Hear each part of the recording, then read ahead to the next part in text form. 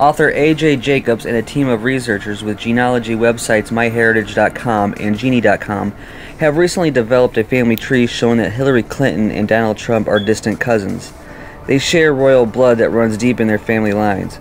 Jacobs told Extra in a recent interview that their 19th great-grandfather is King Edward III, so there is precedent for ruling a country. It's in their genes. When you take a close look at how global events have progressed over the ages, you will find that many of the families who dominate politics and economics today have bloodlines that trace back to the feudal lords of the Middle Ages. In Middle Eastern and Third World countries, this is painfully obvious because there are still royal dynasties that openly claim it's their birthright to rule over their country. While in the West, the aristocrats are a bit less open to the same principle still applies. For example, according to the British genealogy researchers Birks Peerage, most of the presidents in American history have been connected to a select few royal bloodlines. In the election of 2004, George Bush and John Kerry were the options for U.S. president, but both candidates were distant cousins to the Queen of England. They had belonged to the same secret society at Yale University, the morbidly named Skull and Bones Fraternity.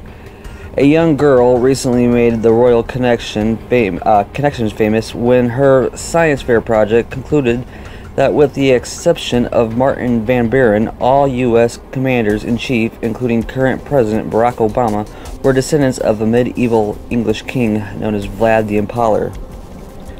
A while ago, there was a CBS report on George Bush's genealogy and how he was related to Vlad the Impaler. I never knew who Vlad the Impaler was, so I never looked into it. After watching a program devoted to Vlad featured on Cities of the Underground, it confirms a lot of bloodline talk that conspiracy theorists are talking about. It seems that Vlad was a bloodthirsty killer who loved to torture and was responsible for mass murder. He was also known as the original Dracula, and was born in Romania in the year 1431. Dracula got his name from his father, who was the member of an elite society called Order of the Dragon. It was an elusive society founded by the Holy Roman Empire. The name Dracula literally means son of the devil. The ironic thing is that Bush and Obama are also relatives of Princess Diana. In other records, they are related to Prince Charles. Princess Diana was not a commoner, as some would lead you to believe. Her ancestors were also elitists who were also Rosicrucian. It was the home of her ancestor that Sir Francis Bacon and his buddies would plan the New Atlantis, which there is a vision of a New World Order. Yes, in their satanic delusional minds, they actually believe they are rebuilding the lost city of Atlantis with the New World Order, and it's this which would one day bring out the Antichrist. The Bible warns of peerless times in the end times, and we are definitely living in it. This has been going on for centuries, this whole setup of the Antichrist New World Order agenda, and just want everybody to be aware, it doesn't matter who you really vote for, you're only voting for the same group of people no matter what, no matter who they put in office. So I hope this sets in. I hope everybody does some more research on their own to further prove this point that everything is on this earth is ran by the devil. The Bible confirms that. So again, thank you everybody for watching this video. Please subscribe to my channel if you're new, and God bless. I think Donald just criticized me for preparing for this debate. And yes, I did. And you know what else I prepared for? I prepared to be president. And I think that's a good thing. Mr. Trump, for 5 years, you perpetuated a false claim that the nation's first black president was not a natural-born citizen. You questioned his legitimacy. In the last couple of weeks, you acknowledged what most Americans have accepted for years. The president was born in the United States. Can you tell us what took you so long? I'll tell you just very simple to say. Sidney Blumenthal works for the campaign and very close friend of Secretary Clinton. And her campaign manager, Patty Doyle, went to, during the campaign, her campaign against President Obama, fought very hard, and you can go look it up and you can check it out. And if you look at CNN this past week, Patty Solis Doyle was on Wolf Blitzer saying that this happened. We received a lot of questions online, Mr. Trump, about the tape that was released on Friday. As you can imagine, you called what you said locker room banter. You described kissing women without consent, grabbing their genitals. That is sexual assault. You bragged that you have sexually assaulted women. Do you understand that? No, I didn't say that at all. And when you're a star, they let you do it. You can do anything. Whatever you want. Grab them by the...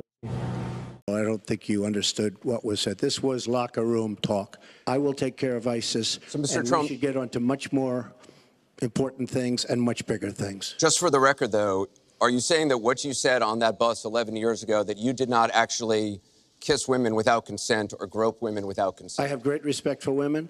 Nobody has more respect for women than I do. So for the record, you're saying you never did that? I said things that, frankly, you hear these things are said. And I was embarrassed by it, but I have tremendous respect for women. Have you ever done those women things? have respect for me. And I will tell you, no, I have not. And he has said that the video doesn't represent who he is. But I think it's clear to anyone who heard it that it represents exactly who he is. And we want to get to some questions Well, am I from allowed to online. respond to that? I assume I am. Yes, you can respond to that. It's just words, folks. It's just words. When Hillary brings up a point like that, and she talks about words that I said 11 years ago, I think it's disgraceful, and I think she should be ashamed of herself, if you want to know the truth. Well, first, let me start by saying that so much of what he's just said is not right, but he gets to run his campaign any way he chooses. He gets to decide what he wants to talk about.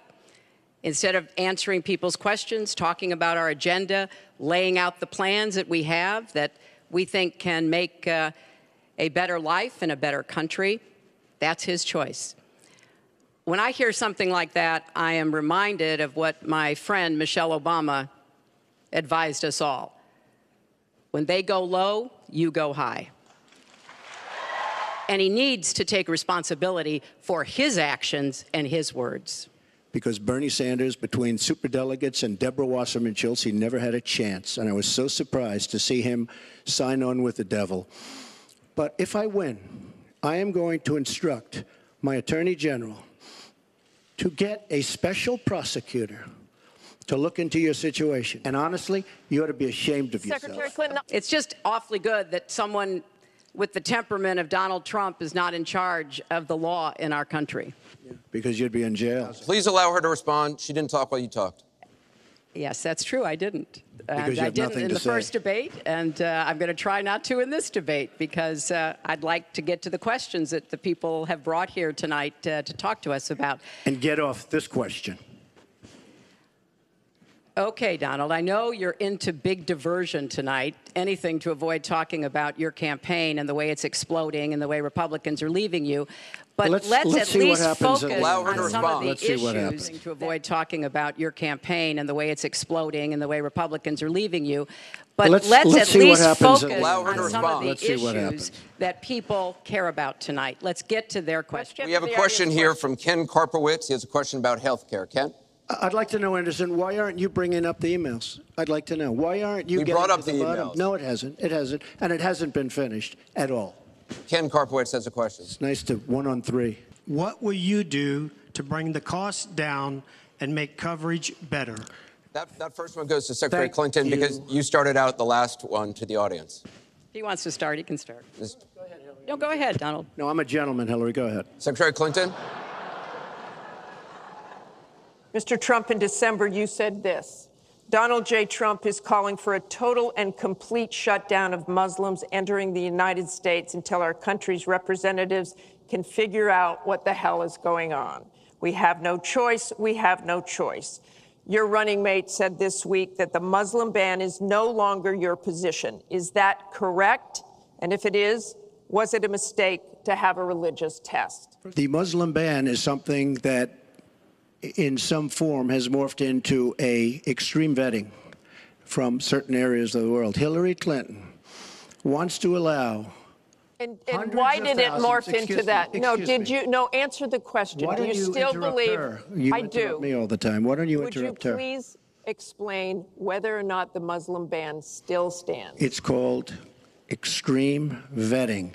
And indeed, you can look at the propaganda on a lot of the terrorist sites, And what Donald Trump says about Muslims is used to recruit fighters because they want to create a war between us.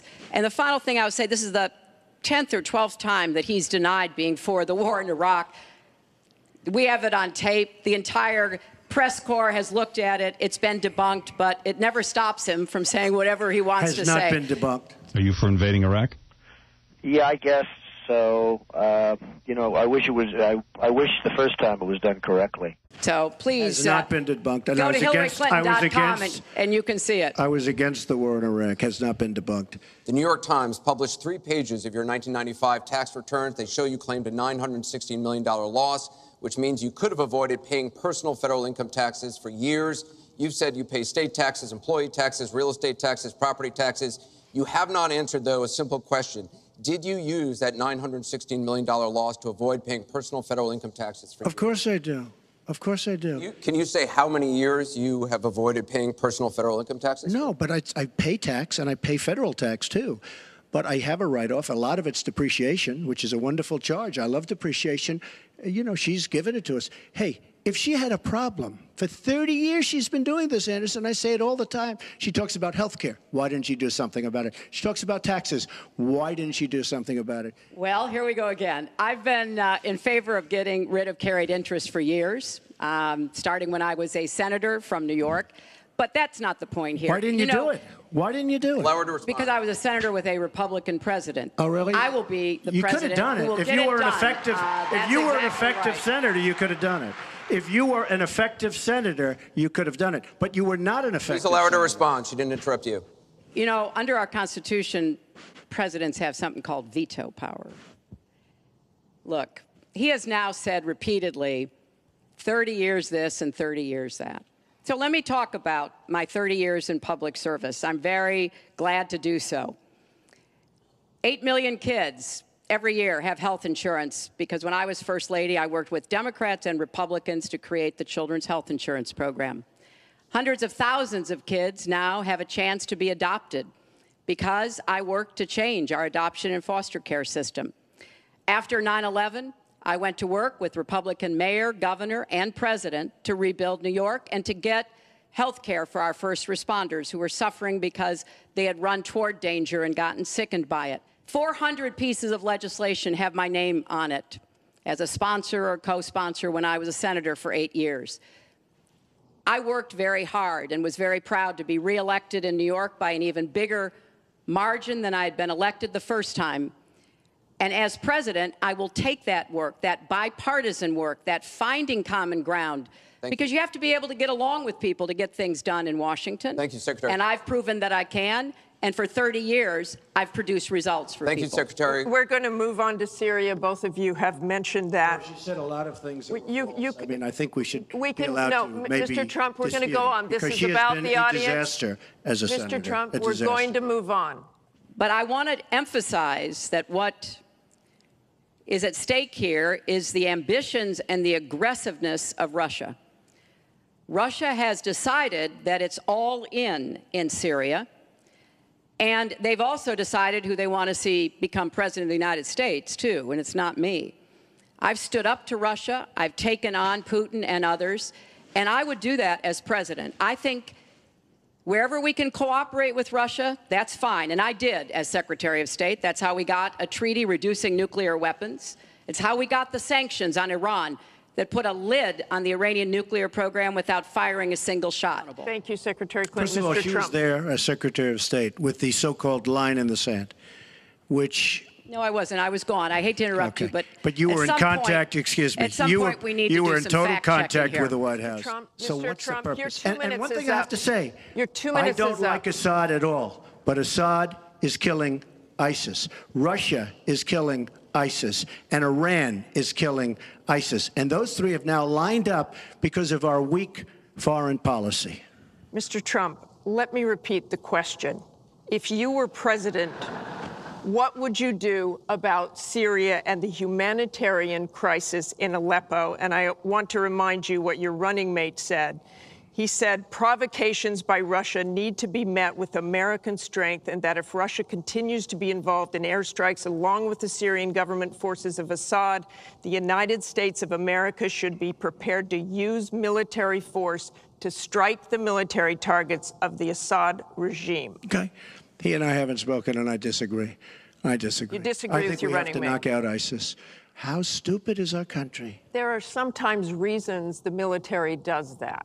Psychological warfare. I can't think of any. I can't think of any. It might be to help get civilians out. I think they should have the equipment they need so that Kurdish and Arab fighters on the ground are the principal way that we take Raqqa after pushing ISIS out of Iraq. Thank you very much. We're going to move on. It's funny, she went over a minute over, and you don't stop her. When I go 1 second over, it's like you a had big deal. many answers. It's really very interesting. We've got a question over here.